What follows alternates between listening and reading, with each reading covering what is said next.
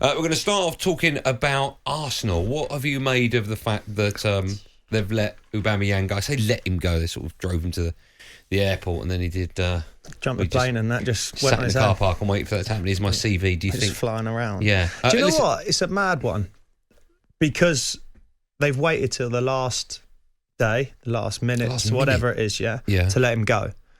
But the fallout with Arteta happened 7-8 weeks ago. So they've known for the whole window he was going. Yeah, for the whole window, and then conversations would have happened 2-3 weeks leading up to that beforehand.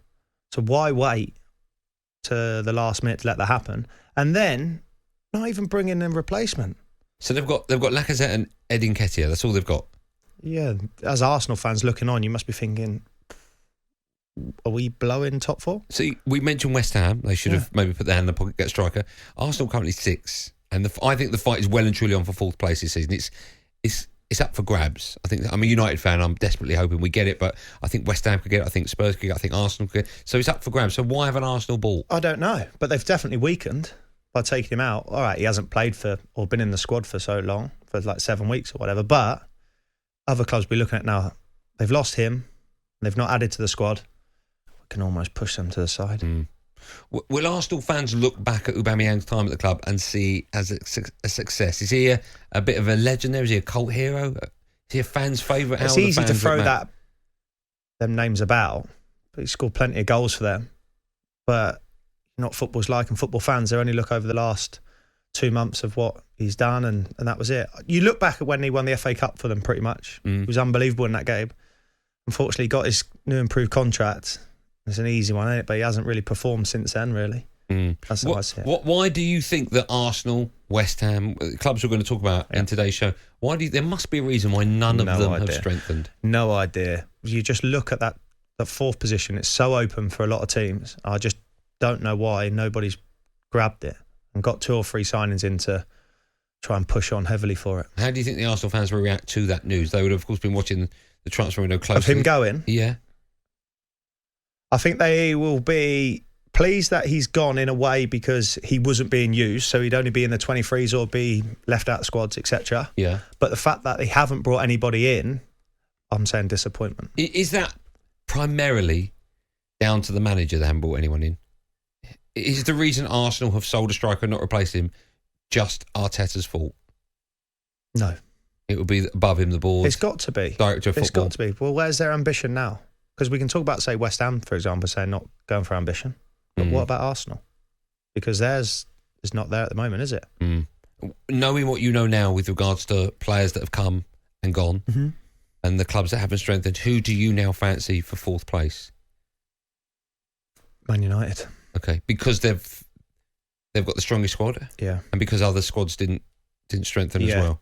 Strengthen to the capability that Man United have obviously got and what all the other teams should have done. If they go and sign, Arsenal go and sign 2 strikers and somebody else, that gives them a lot better chance than weakening like they have. Okay. We're going to start with Arsenal, all things Arsenal as well.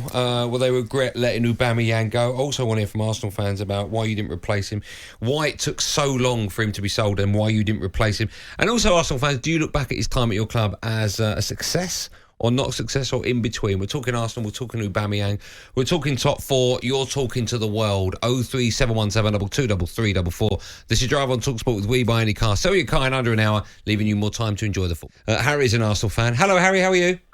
Not bad, thanks. How are you? I'm good, thank you. Have you got any foreign dogs? I don't, unfortunately. Oh, fine. Okay. You never know. Charlie's got one from Russia. Yeah. Go on then, Harry, you're an Arsenal fan. What did you make of the window for you? Well, it's disappointing. I would have liked to see a midfielder come in. I would have liked to see a striker come in. And obviously, we let go quite a few players. But I think you've got to look at, as a whole, the club where we are versus with the start of the window. As any player that left that was going to play during the rest of the season? No, I don't think any of the players that left were really going to start any other games for us. So I don't think we're in much weaker of a position compared to the start of it. I would have liked to have been stronger, but was there that many options out there to sign? But Harry, you've let players go. Obviously, like you say, Callum Chambers has gone to Villa, Maitland-Niles has gone to Roma. But would you not like them to stay and be in the squad? Part of it. I know they're not going to be part of your starting 11, but you're going to need them with games coming out in the Premier League. You're looking at it and you're bare bones everywhere. you've got two different situations there. Callum Chambers, yeah, for sure, I'd have liked him to stay, but his contract was out in the summer. I'd liked him to stay. I think he's a good squad player. He could play right back. He could play centre back if you need. But Ainsley Maitland-Niles, he had that saga with Everton before the start of the last window, before the end of the last window, sorry, and he wanted to go to Everton, but we wouldn't let him go. And then I think clearly what's happened there is we made some sort of agreement. If you stay, and you're not happy come January, we'll let you go. And I think we had to let him go. I think he wasn't happy here with the play time. I think that was abundantly obvious. And I think there was some sort of gentleman's agreement must have been made, and that was fulfilled. Okay. Just quickly before I let you go, Aubameyang, is he a club legend? Oh, absolutely. But 27 million saved. You can't grumble at that, can you? No, Charlie, thanks for that. You've raised your eyebrows there. You don't think he's a club legend? For what? Well, the way he left as well. That's not a club legend. For what? Well, hold on. He's still there. Harry, for what? What? Yeah, depends how you define club legend. But he's given us a trophy. He carried us. He's played pretty well for us for 4 years. He carried us 3 seasons on the trot. I mean, he's not Tony Adams' club legend, but he's certainly one of the best players of the Emirates era. Is he a club legend? Well, it depends how you define it. Well, however you define it. He won't get a statue anytime soon. No, but however you define it. I mean, you obviously Bergkamp is. Well, not Bergkamp right level of legend, no. But they delivered trophies. Aubameyang delivered you an FA Cup, and then it had a strop and then left. No, Bergkamp didn't deliver trophies on his own. No. I think you could pretty much say Aubameyang gave the FA Cup to us on his own. He pretty much carried us all the way there. You're not putting Aubameyang above Bergkamp, are you? Obviously not. I never said that. Good man. Quite obviously, Bergkamp was in a much stronger team. But are you pleased he's gone? Yeah. You're pleased he's gone? Okay. He was out of form. He dropped so badly out of form. Yeah. I don't think you can have that sort of toxic asset, be paying those sort of wages for someone that's just not delivering week in, week out. Okay, Harry, thanks for that. Just quickly before I go to Harry, another Harry asked about, have you been in a dressing room where there's been a toxic atmosphere because of a player in there? You'd have to name the player or the club. I'm just curious what it's like. No, I haven't. The only time it's ever happened was, but it wasn't toxic at all. It was only when at Southampton at the time with Virgil going to Liverpool. Yeah. And it didn't go through. That was it. But none of it was toxic. It was just obviously a disagreement, and he never trained with us for like 6 weeks. Did you speak to him in those 6 weeks? Yeah. Okay. Everyone spoke to him, still got changed with us, so it was nothing like that. He just never trained with us, and as soon as the window shut, he was back in. Yeah. And how was he? Was he okay? Or was he? I think he was disappointed that he didn't go, but he's still performing to the way we knew he was, because he was helping us, and then come December time he was off and he got us moved to Liverpool anyway. Let's speak to another Harry. He's an Arsenal fan. Hello, Harry. Hi, mate. How's it going? I'm good. I'm very well, thanks. How are you doing? Yeah, all good. Just finished work, so okay. thought I'd... What'd you do, Harry? I'll come and face with you. I'm an engineer. In what field? Manufacturing, sheet metal. Sheet metal, okay. Is it a plain job? Yeah. It's pretty boring, to be honest. All right, okay, go on then, Harry. Now, it says on my screen, I get a little glimpse of what each caller's going to say. It says in front of me, you're going to say that Arsenal didn't have a bad window. Is that right? I don't think we did. I mean, Aubameyang, he wasn't going to play again. He's not in form, and letting him go, we saved 25 million. And I get a lot of people are saying that's probably the right decision if we had someone to replace him with. Mm. But who are we going to get to replace him? Well, is there no other striker on the planet you could have got? Well, can you name any that would be worth the money that we pay? I mean, we went for Vlahovic, but we couldn't compete, which is fair enough. You're looking at that Isaac, who scored 4 goals this season, and they want 90 million euros for him. I don't think that's worth the risk.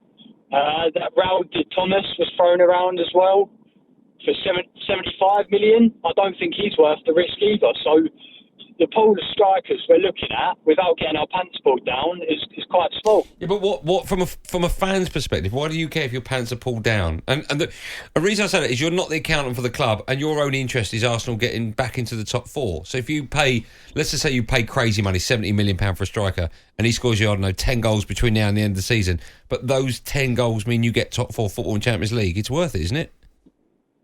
Yeah, of course that's worth it. But if we spend 90 million on a striker and he doesn't score any goals and doesn't add to the team, is it worth it? No. Yeah, but you've got to take that opportunity with top four so open, because now you're sat there thinking, do you think you're going to make top four now without a striker? I think we've got as good a chance as any other club to fight for it. With Lacazette and Nketiah there. Nketiah don't even want to be at the club. Nketiah doesn't play in the Premier League. Lacazette's been all right. He's had a couple games where he's not been amazing. Burnley in particular, he could have put a couple chances away. But other than that, Lacazette's been all right. When you say you've got as good a chance as anyone to get top four, you include Manchester United in that? You think you've got a good enough, as good a squad as United? United are nowhere near that, Andy. No, but do you think you've got as good a squad as United to get top four? In form, yeah, I think we've got a better squad than them. They've got Ronaldo, Harry. I'm talking in form.